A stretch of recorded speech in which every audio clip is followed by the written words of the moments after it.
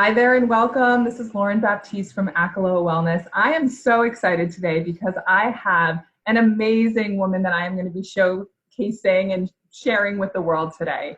Her name is Cait Donovan. She is a burnout coach, an amazing speaker, an awesome acupuncturist, podcast host of Fried, the Burnout Podcast, and author of her upcoming book, which is really why we're here to celebrate today. So I am presenting to you Cait Donovan. Woo! Hi. Welcome. I really appreciate the drum roll. The knee roll. I'm so happy to share space with you. And for those of you who are new to either of us, I'll share a little bit about me and Acheloa Wellness, and then I'll have you share. But Acheloa Wellness is a wellness firm that inspires women that are hardworking, kick-ass, and just friggin' awesome to have a life that empowers them to live to their fullest. And so we use health at the center, and then we build all the other stuff on top of that, the career, the relationships, and really breaking through burnout so that you can thrive. And so the reason why I have Cait here is because she's doing work that I don't have to do, but is equally awesome and ready to be shared with the world. She is creating a book about burnout and resiliency. And you know what? I'm just going to let her start to tell you. So Cait, first, tell the world who you are, please. Well, all the things you said, hopefully including the enthusiasm. My master's degree is in Chinese medicine, and I want everybody to know like a little background story. Lauren and I met at a roundtable discussion about burnout, and we ended up sitting directly next to each other, and we're in the middle of this discussion, and they were like, well, who are you? And I was like, well, I'm a burnout coach. And she's literally like, our thighs are touching each other. And she's like, I'm a burnout coach too. And then we fell in love. And that's our happily ever after story. So I'm here mostly because we connected on such a deep level. Whether it's Ayurveda or Chinese medicine is not really the important part. The important part is that both of us have a really deep passion for not watching people just fry themselves anymore. Amen. Amen to that. Can I just say before, like, little public service announcement for the law of attraction? Yes. I feel like just the fact that like I came and I sat next to Cait and I was like, hi, who are you? And then funny enough, we both forgot each other's names, but we connected on a heart soulful level. And I think that's just really magical. Yeah, I think so too. And we just had, some people just have this immediate connection. So when I asked Lauren if she would help me, promote the book and get some message out there, she was so gracious and created so much space for me. So I'm really happy to be here. My book is called, I'm the author of book, which is amazing to me. And I just found out it's going to be in 2 languages right away. Ooh, can we guess the second language? Don't tell us. You can guess. Don't tell us yet. Okay. Well, keep going. All right. Okay. And so the book is called The Bouncebackability, Gain Resilience, End Burnout, and Change the World. And this book to me is so damn important because I burnt out more than once in my own life doing a job that I loved. And that was really, really, really confusing for me. I followed my passion. I did everything Instagram told me to do. I followed my heart. I moved across the world to be with my husband. I did a job that I wanted to do. I was successful at it. I felt like I was checking off all the right boxes. I meditated and I did gratefulness exercises and I was treating patients with acupuncture and Chinese medicine. And it was wonderful, except for I felt like shit. Right? And I didn't understand why and how that was possible. And it took me a long time to admit to myself that burnout is actually what happened. It took it happening again for me to get to that point. And then when the second time it sort of reared its ugly head and I read an article that said something about burnout and my whole body went, oh, recognition. As soon as I saw the word, I was like, oh, that's what I've been doing. And I started to unravel why. I realized that 90% of it is not my choice, is not my fault. And that was what allowed me to heal. Wow. So the bouncebackability factor is, yes, increase your resilience. Yes, increase your ability to trust, increase your grit even, but also your ability to surrender. Increase all of those things, but also please look through this research. please understand that these are the 7 big reasons why you burn out. And these are why these reasons are not your fault.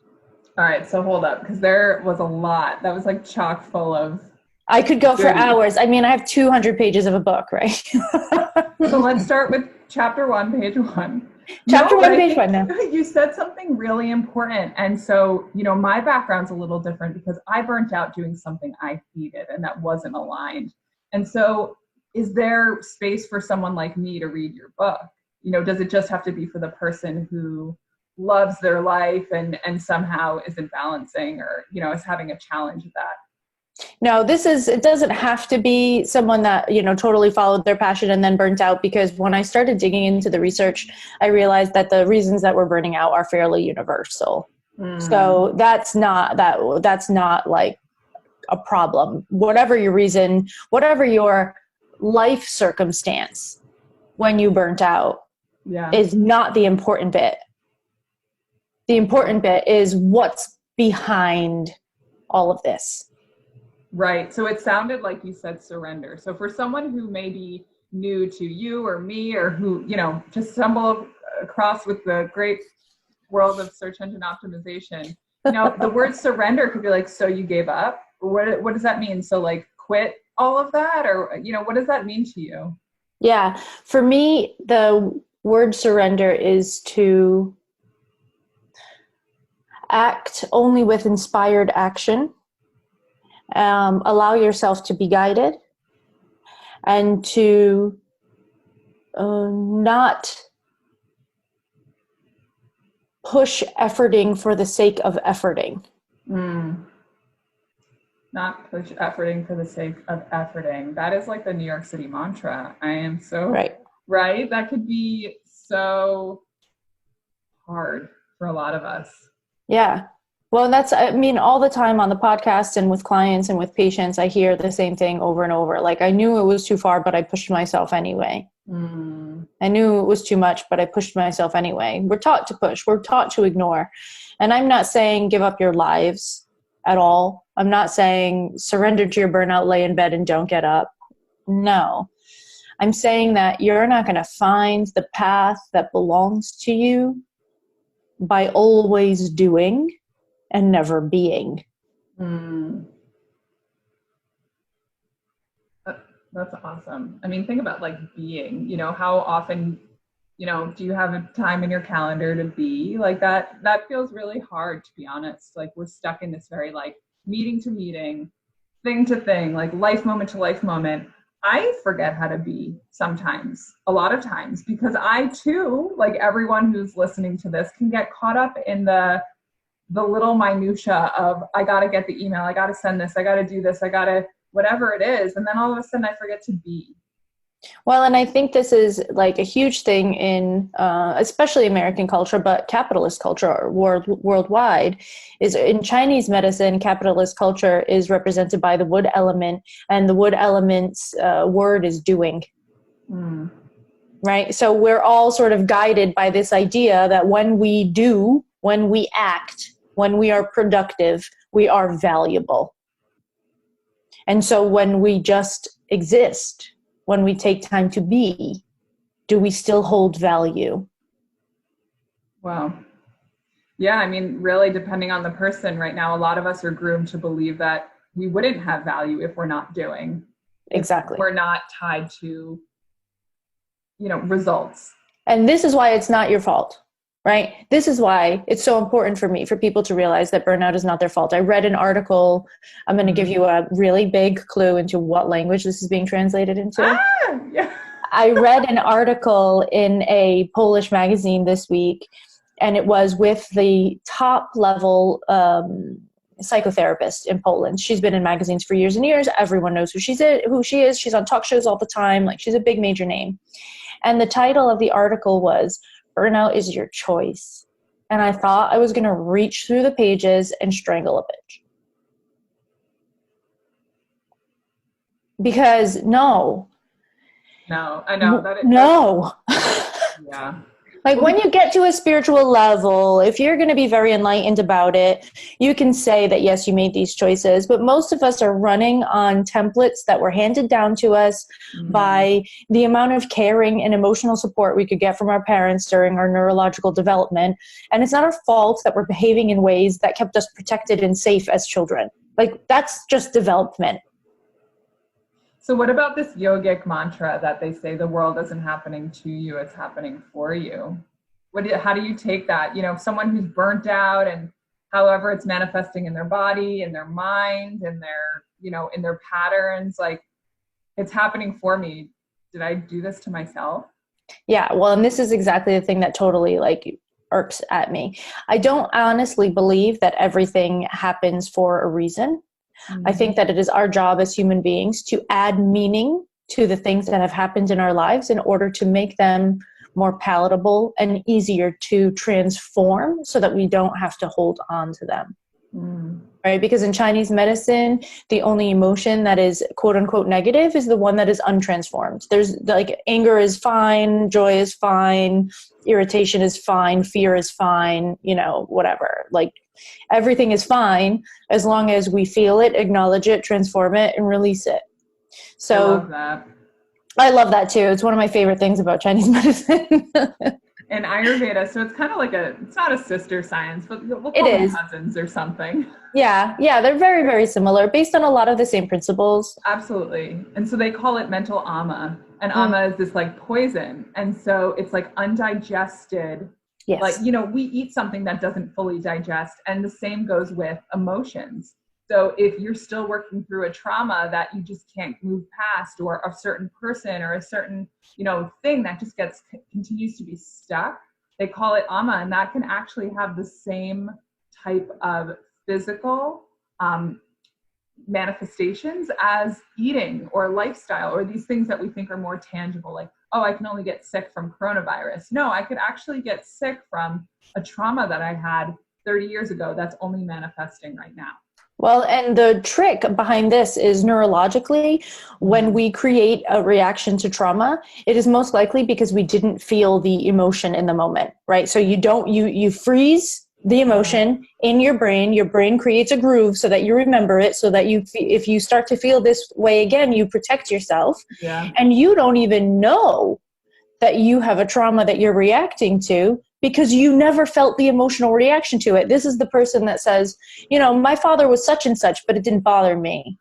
Or I had a happy childhood, so I'm not really sure like what could be. If you didn't feel it, that's more traumatic. Wow. Yeah. Right? Which is really tricky. So all of us have it, you know, like all of us have something. I mean, think about how we're doing that too, the way you just said it. It's like, hey, well, I just have a boss, or I just have this is just how it is. I just need to work till midnight every day, or I just need to, you know, it's like we almost like condition ourselves to believe it, but like deep down we know that it's like still us taking poison or whatever. Well, this is the part that's not our fault. We don't condition ourselves to believe it. We are conditioned by the other things, like by the culture and the lifestyle and the family and the everything else. We are conditioned to always create a sense of okayness even when things aren't okay. Yeah, that makes sense. Right? I have a big problem. The second reason in the book, maybe the third, who knows? I think it's the second. The second reason in the book why people burn out is because of spiritual bypassing. So people that are especially already in the world that we're in and doing the meditations and doing the things, they tend to believe that there is a falsehood that is spread, that negative emotions will lower your vibe. And you have to stay high vibe so you can't feel those negative emotions. So you kind of go through this process where you have a bad thing happen, and then you search for the silver lining before you've had time to process and transform the emotion. Right. Right? Exactly. And if you don't take the time to do this, you create a mini trauma in yourself, and you do it in the name of staying high vibe. Right? So it's better for you to enter that low vibe and feel it for a second, allow it to pass through, and then naturally rise back up. Right. Than to block it completely and say, oh, I didn't even feel that. Right. Because then you're creating a low vibe thing that's going to be living in you. Right. Wow. Just makes your job more difficult. And on a physical level, this is really kind of scary. On a physical level, your brain actually changes when you're burnt out. When you have long-term chronic unprocessed trauma/stress, just long-term stress is enough to create trauma. Let's just say that for what it is. When you have that, your left prefrontal cortex shrinks, your amygdala shrinks, and your amygdala is your body's sort of ability to manage stress. Can't do it anymore. So you get to the point where you're burnt out when something that, happened 3 weeks ago and you managed okay happened today, and you're like totally off your rocker about it. Right? Because your body, your brain physically cannot process it the way that it needs to, because you've been in this stress for so long that its abilities are being broken down. And physically, literally, you guys listen, physically your brain is actually shrunk, like actually shrunk. So we're not talking about just a mindset thing, right? We're not talking about just meditating enough. We're talking about actual physiological changes that happen in your body. And when you're burnt out, you need time to heal from them. I love it. So tell me, why are we having this conversation today? Tell me about your book and taking it to the next level, because I'm hearing all of these chapters. I'm really excited to get my hands on this book. I am so excited for it to get out. The book is, when I finished the book, I had just moved back to the States and gotten injured and spent 4 months in bed, which allowed me to finish the book, which is the meaning I am adding to the trauma that happened in my life. Yeah. Right? It created space for me to finish the book. Did it happen for that reason? I don't know. But it happened, and I'm choosing to add that meaning to it because it makes sense for me. It makes it easier for me to transform. Love that. And I wrote this book, and of course I just moved back to the States after 12 years in Eastern and Central Europe. And then I was out of an income for many more months than I expected to be. And I was getting ready to self-publish. And I had no idea how expensive it is to get a book